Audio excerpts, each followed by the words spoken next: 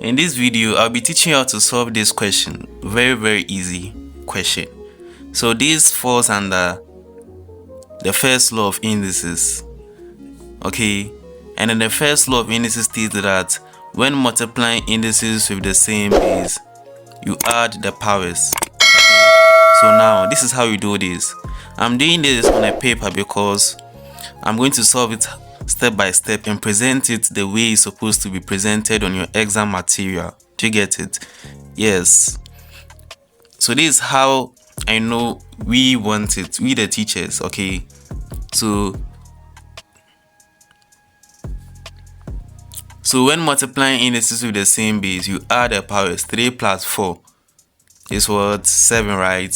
So it's going to be, when multiplying indices with the same base, you add the powers. So because the bases are the same, you will take one, okay, one of them. So I'm taking this 2, so I'll write it here.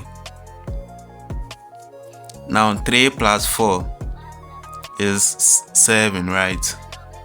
So 7. Very easy. So the answer is 2 raised to the power 7. Okay, you can go a step further and simplify. Okay, because the meaning of the word simplify means you have to leave it in the simplest form. Do you get it? So now 2 raised to the power 7 is very easy, because 2 raised to the power 5 is 32. So 2 raised to the power 6 is going to be 64. So now 2 raised to the power 7 is going to be 128. So the final answer is 128. This is your final answer. This is your final answer. So you move on to the next question. This question falls under the second law of indices, which states that when dividing indices with the same base, you can see the bases are the same, right? 5 and 5, you can see the bases are the same. So it states that when dividing indices with the same base, you subtract the powers. Okay, so the powers are 6 and what? 2. Do you get it? So this is how you're supposed to be done. Equal to, so now you pick one base, 5, okay, then you raise it to the power 6, then you subtract this 2. Have you seen it? So now it's going to be 5 raised to the power 4. This is your answer. Very simple. Do you get it? Very simple. I know what most students will do. I know what they'll do.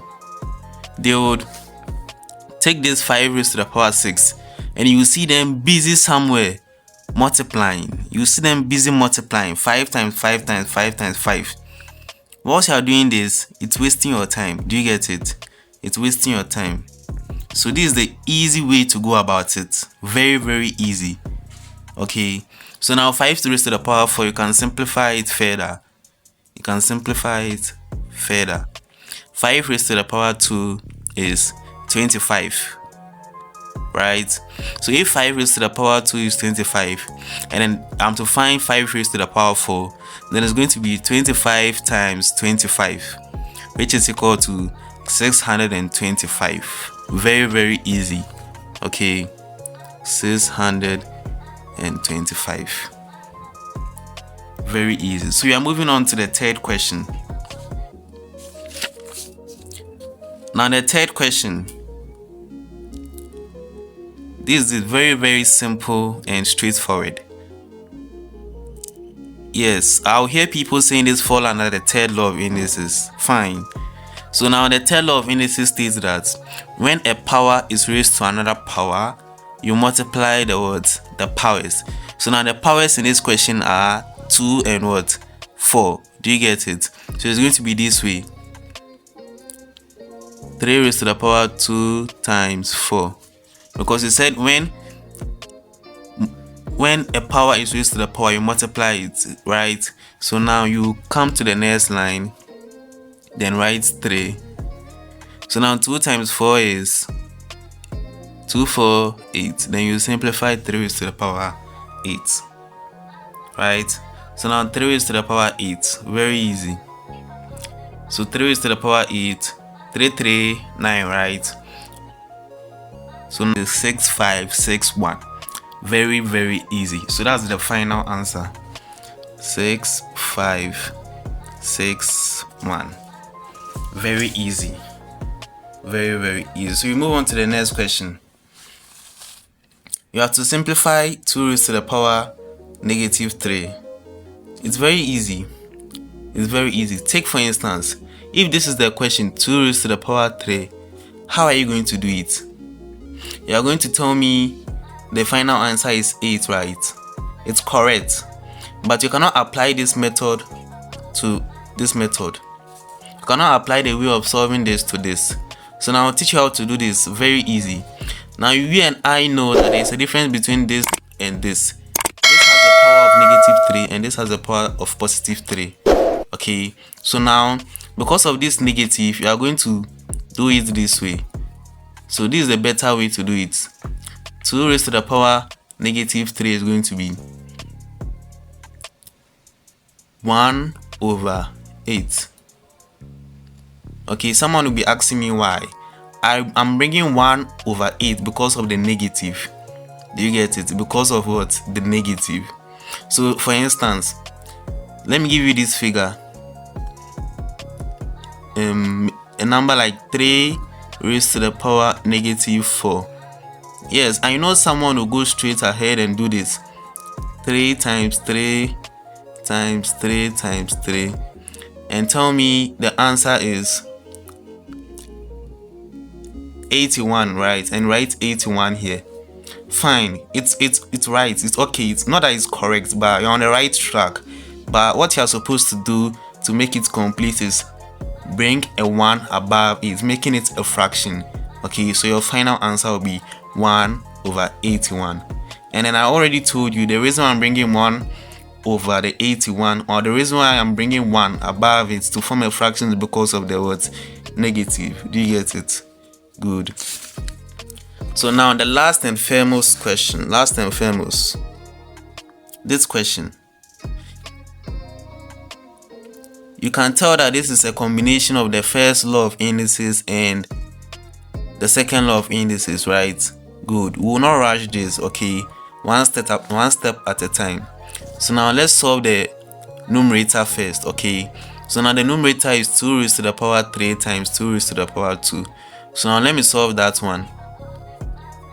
When multiplying indices with the same base, you add the powers, right? So it's going to be 2 raised to the power 3 plus 2, okay, divided by 2 raised to the power 4. So now 2 raised to the power 3 plus 2 is 5, right? Very easy. Divided by 2 raised to the power 4. Okay, so now you can tell me that this is the second law of indices. You have to apply the second law of what? Indices here. Okay, now the second law of indices states that when dividing indices with the same base, you can see the bases are the same, right? So you subtract the words, the power. So it's going to be raised to the power 5 minus 4. Okay, if the bases are different, for instance, this is 2 and this is 3, please don't do that. Don't subtract the powers. Do you get it? So now this is going to be 2 raised to the power 5 minus 4. Therefore, your final answer will be 2 raised to the power 1, which is the same as 2. Can you see? It's very, very what? Easy. Okay. Someone will be asking, what if is this? Can't I subtract this from this? No, you cannot do that. You can't do that because the bases are not the same. So if you are to come across this type of question, my advice for you is you simplify the numerator. 2 raised to the power 5 is 32 and 3 raised to the power 2 is 9, and you leave it this way.